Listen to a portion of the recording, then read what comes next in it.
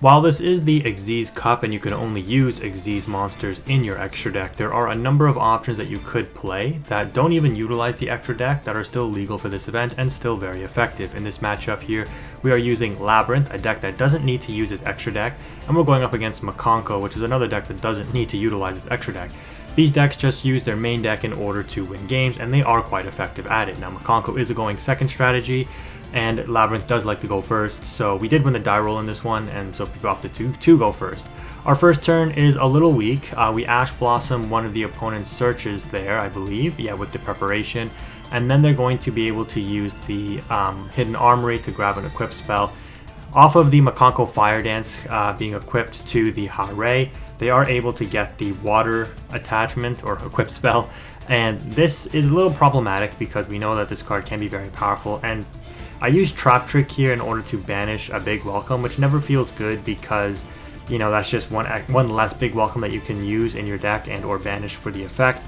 And you could argue in this scenario I should have brought the Lady so that it wouldn't be able to be targeted by the Water Arabesque, and then the opponent wouldn't get any of this additional follow-up here. So that might have been a little bit of a misplay, but in the end it ends up working out okay. We draw for turn and we get a Lady. There's not much we can do, so we just pass, not feeling too threatened since we know Mikanko can't do too much either. And since the opponent allowed us to get our Ash Blossom back to hand, we can definitely just use it for free here to negate the search off of the Water spell here. The opponent definitely wants to try to get that Ritual Monster to their hand, the Mikanko one. That's why we Ash the Preparation, and why we opted to Ash the Water Arabesque as well. The opponent doesn't do anything in the turn there, so on the end phase we're going to activate our Ice Dragon Prison simply to trigger the Labyrinth to special summon the Lovely that was put back in our hand, and then activate Lady Labyrinth since the Labyrinth card was activated. We're going to go ahead at the start of main phase 1 and use Lovely to try to reset a Big Welcome. The opponent chains Imperm on the Lovely, and my Lady here is susceptible to being targeted since we don't have a set card, and so when we chain the effect of Lady to set from the deck, the opponent activates the Rivalry. I anticipate they're going to equip the spell that makes it so that your monster gains attack and loses all of its effects, so it would negate my effects here. So I'm going to opt to chain the banish of my Big Welcome, which means I've now lost 2 Big Welcomes because I lost the first one to the Trap Trick, in order to prevent them from equipping that equip spell. And with the Lady able to resolve, we're going to set the Eradicator Virus here, re-special summon out the Lady because now we have set cards, so this card can't be targeted or destroyed, and we switch the Lovely to defense mode. The opponent draws for turn, and during the draw phase we're going to activate Eradicator, triggering the Lady to set a trap from deck. So we set Daruma Cannon, and this card is what makes Labyrinth worth playing in and of itself. This card is so insanely strong in this format right now. Prevent the XYZ summon, right, by flipping all the monsters face down. Play around even things like Dino that, you know, use the miscellaneous to make all their monsters unaffected. So that means that off Daruma, all of their dinosaurs just get sent to the graveyard. And then here, obviously, we can easily dodge all of the equip spells by flipping their monsters face down, non-targeting, non-destruction. Easy way to get all those equip spells out of rotation here. So off of the Eradicator, we end up nuking the opponent's hand, but they have a lot of graveyard follow-up with this deck, so it's not necessarily like, you know, a blowout card necessarily. Off of the Eradicator activating, we're going to be able to reborn the Lovely. The opponent is going to be able to get back the Water equip spell and then use it on our Lovely. I'm going to go ahead and chain Max C so that I get a draw off of the special summon here. They do bounce back the Lovely to my hand, and they're going to be able to get a couple of follow-up options here. They set the trap, which was, I believe, a Mikanko Promise. Yeah. So if we just take a look here, Mikanko Promise, special summon 1 Mikanko monster from the hand or deck, then you can equip it with 1 equip spell. So you can special summon like the Ritual Monster because it doesn't say ignore its summoning conditions. So you have to special summon a monster that can be summoned that way. And then they equip an equip spell from their graveyard, which they pretty much have like all the good ones in rotation already. They've got 2 on field. We do have a transaction rollback. Nope, not yet in the graveyard, but I think we do get one in there, which plays a huge difference. So there's not too much of an oppressive board to play through here, but let's see what we need to do in order to close this out. The opponent's going to opt to XYZ summon into the Phantom Knights, and off of the effect trying to pop a card, I'm going to chain my transaction rollback, that's why it's set on the field, to copy their Imperm, and this will allow me to get my transaction rollback in the graveyard for my next turn, but also get a nice little effect off there in order to negate their Break Sword. Or is it Break Sword? Yeah, Break Sword.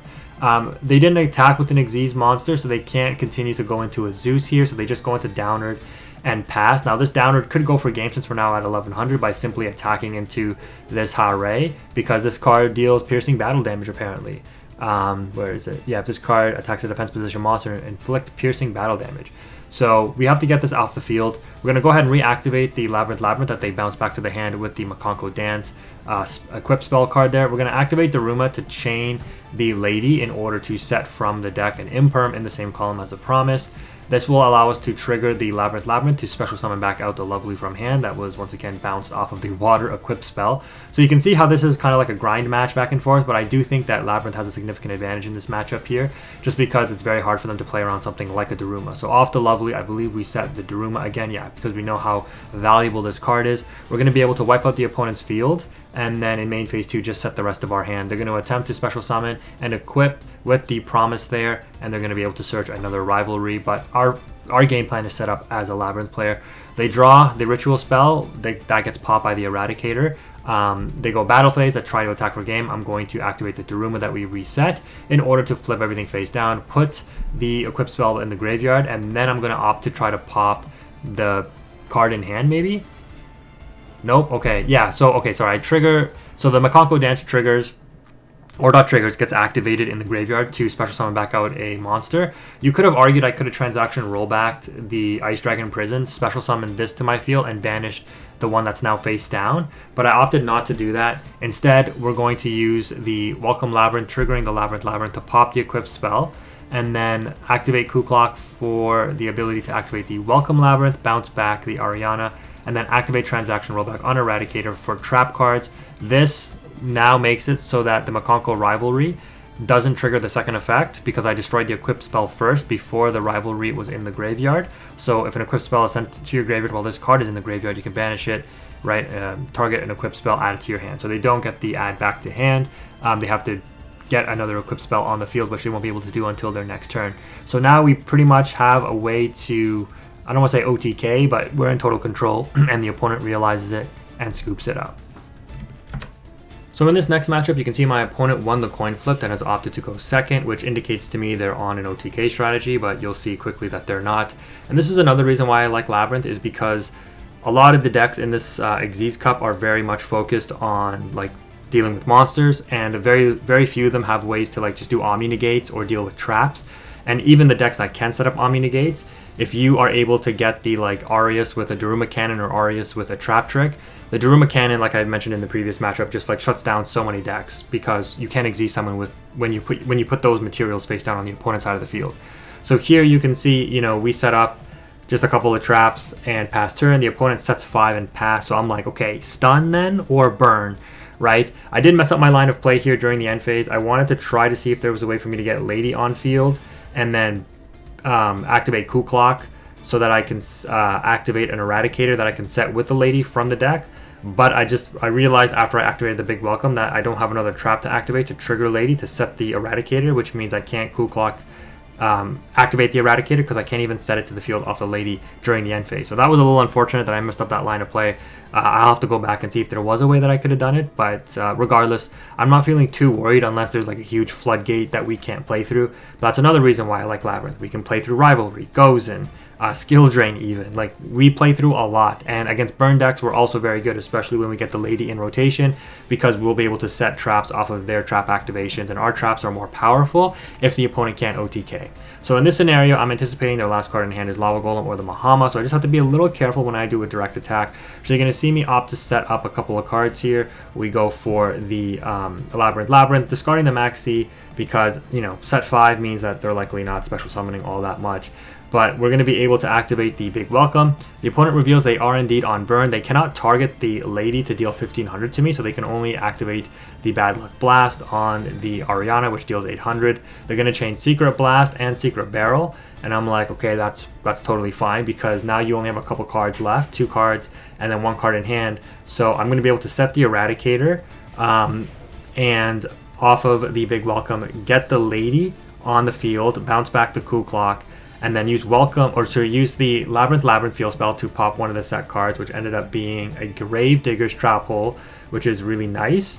because now they can't negate my Stovey Torby and deal 2,000 damage, or my Chandelier. So we're going to get both of those back, and the big welcome, or sorry, and the welcome Labyrinth. So we get everything back, and then we're going to also activate the Cool Clock so that we can activate our Eradicator that was set this turn. The Lady will pop the card in hand because I know Eradicator will likely pop this face down. I figure this is like a Magic Cylinder or like a Dimension Wall or something like that. So we're going to go ahead and activate Eradicator, tributing off the Lady now that we've been able to use her effect. And sure enough, it was indeed a Dimension Wall. So the opponents, I mean, if they were able to activate this Gravedigger's Trap Hole, you know, I would have been down to 1,700, and then they just Dimension Wall like my Lovely or Lady, and they win the game actually, right? Or if they had a Mahama in hand to reflect the damage back on me, or if they are able to trigger off that Lava Golem during my first turn or my or the next turn and then pass back to me and I just lose the game off Lava Golem. So there's a number of ways the opponent could have won here, but you can see how Labyrinth is easily able to outplay. And our resource game compared to them, I mean, it doesn't even matter because we just end up winning the game. But you can just see again how Labyrinth can be so effective into these rogue decks, and it's really just super easy to beat them, especially when they make you go first. So in this next matchup, we lose the coin flip once again, and the opponent opts to go second. This is a good indication that they're also on an OTK strategy. So if you do open an Eradicator or an ability to get to an Eradicator in this kind of scenario, I think it's definitely worth popping it in the draw phase if you can, because you do risk getting Even Lead or Lightning Storm. So what I could do here is summon the Lovely, pop a card in the hand, and see what the opponent is on, and that kind of guides me as to do I call spell or traps with Eradicator, because now I just get completely blown out by something like a Lightning Storm, unfortunately, which isn't great. The Imperm here was like my only other form of interruption. I do have a Max C, but again, if the opponent is on like something like Numeron, they're not going to be special summoning a lot. The Lady does end up popping the Numeron Wall, but the opponent does have talents to draw 2 as follow-up and gets a Planet Pathfinder, so popping Numeron Wall there does nothing. They still get their field spell in Numeron Network and is going to be able to access it in order to special summon 4 Xyzes to the field. And I think they have game on board here, so I definitely should have summoned the Lady in defense mode. However, the opponent, I think, makes a miscalculation, thinking that they can't get to the 8,000 here. So they attack with the first one and don't activate the effect, because I think they say they're thinking like they have to attack with all of them in order to get the maximum 8,000 boost. And I think they're wrong, right? Because if they attack with this one first, they're going to be able to go up to 2,000, attack into this, go up to 4,000, and then attack into this again. That 4,000 becomes 8,000, and then this one attacks for game. So I think, correct me if I'm wrong if you made it this far in the video, I think the opponent made a huge mistake here, because now they attack with this last one and then they get the boost, but 8,000, but it doesn't. They can't attack again, so it doesn't OTK me. So with that, we're going to be able to Stovey Torby and set a welcome. It sucks to discard a Daruma, but you know we have to. Hoping the opponent doesn't have an Ash Blossom or even a Maxi. They don't. We're going to be able to summon the Ariana and grab a big welcome. I didn't have a way to go for game because they had 33 left, so even a Lady attacking for game would leave them at 300. But the Ariana was more important. Pretty sure the opponent is not on Ash, so unless they draw it for turn here, we should be pretty good to activate this big welcome. You could argue that I should have activated the big welcome, bring Lovely back to field in order to pop Network before they are able to do this again, but I'm like, the opponent has 5 cards in hand. They haven't been able to play anything else. My guess is they have other ways to get to a Numeron Network, so it's not even worth doing that. They're going to go battle phase, and I'm going to go ahead and activate the big welcome here. Thankfully, the opponent does not have a Ash Blossom, and I bring it back into attack mode because if the opponent wants to crash into this, they just lose the game at this point, right? Because they only have 17 left, and they would take 19 from the first attack. So they can't even do that now. The Lovely is going to activate along with the Welcome and the Stovey Torby in order to special summon back onto the field. If they attempt to attack the Stovey, I just activate the effect, which I just do here, in order to discard the Ash Blossom and set the big Welcome. And I pop the field spell with the Lovely in the battle phase so that the opponent doesn't get the ability to say that their Numeron monsters can't even activate their effects without detaching materials here. So that's really good. They still get banished in the end phase because that was the effect of the Numeron spell, which is Numeron Calling. On the draw, we're going to get a Chandelier. The opponent has 5 cards in hand. We summon the Ariana. Oh, and sorry, one of the reasons I opted to use Stovey Torby in the battle phase as well before we went to main phase 2 is because I was like, the opponent is probably on a Lava Golem. If they haven't seen a Kaiju yet, they're probably on Lava Golem or Sphere mode. And I don't want to risk getting my Lovely and my Stovey Torby Lava Golem in main phase 2. So I activated Torby in the battle phase to play around that. We're going to go ahead and normal summon Ariana, activate the Cool Clock, and then activate Eradicator on the Lovely after we use the ability to set and call Spell. The opponent loses Droplet, Mallet, another Numeron Network, and a Numeron Calling.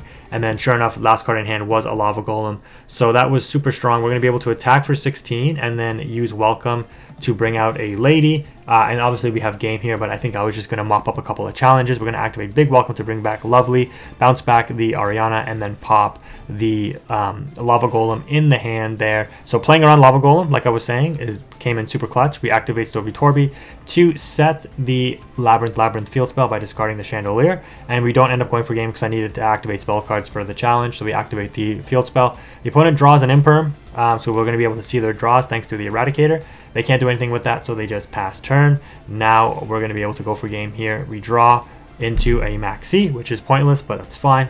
Lovely to reset Eradicator, activate Cool Clock, activate Eradicator, tributing the Lovely, and call Trap to get more destruction and, you know, trap activations or whatever for the challenges. For the cup, use a field spell to bring back the Lovely, normal summon the Ariana, and then attack for game. I could have gone to an Xyz summon too, but there's no challenge for this cup to Xyz summon. It's just special summon, so you know it's totally fine. So we're able to win that one pretty comfortably, and that's the power of Labyrinth. I do think the opponent misplayed it. They could have OTK'd me turn 1, but thankfully they didn't, and we were able to take that one.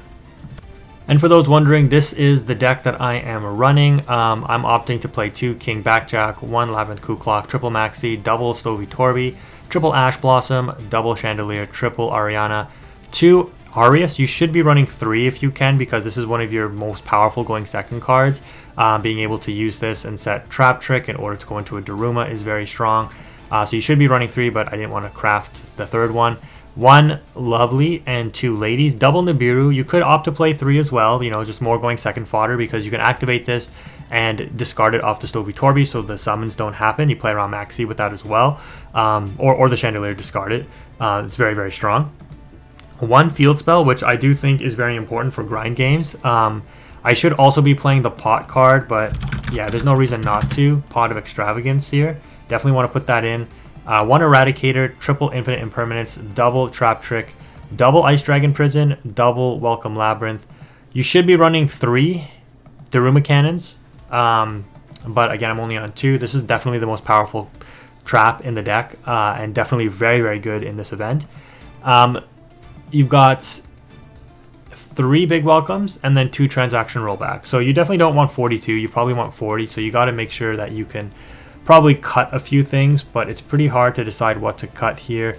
Yeah, but you definitely want to play Pot of Extravagance. I think if you go to 41, you should be fine, but you probably want 2 transaction as well. The extra deck absolutely does not matter. I think maybe like just getting a Baguska and a Dugaris might be helpful for this, you know, very, very rare occurrences where you'll summon an Ariana. But if you were putting together an extra deck, basically you just want Xyz monsters that are Fiends, because Welcome Labyrinth locks you into Fiend. So by the off chance you get, you know, double Chandelier, double Stovey Torby, you know, you can make an Xyz 2, you can make an Xyz 3, you can make an Xyz 1 with the double King Backjacks. You know, an Xyz 4 with the Ariases, an Xyz 6 with the Ariases. But again, the odds you have 2 of these on the field at the same time is very low, so I don't think it really matters. Like I said, just the Dugaris and the Baguska are probably your main priorities. Like you could run a Pyro King Caesar for the Arias Xyz summon.